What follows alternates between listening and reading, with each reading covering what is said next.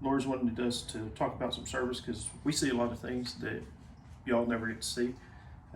We got a bike here that we're not going to embarrass anybody of whose bike it is, but their mechanics have been telling them that they need to get their pedals serviced for several months.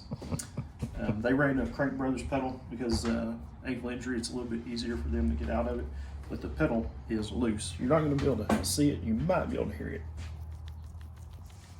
But anyway, pedal gets loose. There's bearings in there. It's a wear item. I've talked with Crankbrothers, and you know, they know that people are supposed to service their pedals, but they don't service them as often as they should. So we're gonna take this pedal and pull it apart. I've already got this one apart. So if you wanna look at the pieces, pedal comes apart, and here's one of the old bearings. Crankbrothers has actually changed this bearing. Let's see if I can get it zoomed in. It's a roller bearing. They've changed that to a different kind of bearing unless you specify. And then we've got this small bearing that goes in it. But both of those ride on the shaft of the pedal, and there's some seals. The seals wear out over time. They get water in them. You know, if you're riding on the mountain bikes, they get dust and all kinds of stuff in them. So these were pretty nasty. The bearings have gotten quite a bit of wear, and that's something that we're going to service today. Actually, one of these pedals, and I can't remember which one, started making a lot of noise. It's almost was seizing up during the race. So pulled it apart, packed it full of grease, just as a temporary hack.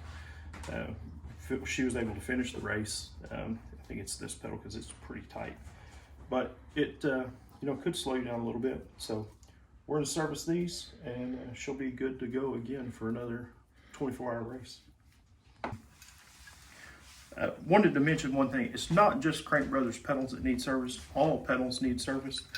This is an older set of XTR pedals that came off of a customer's bike, and it's pretty easy to see the wear.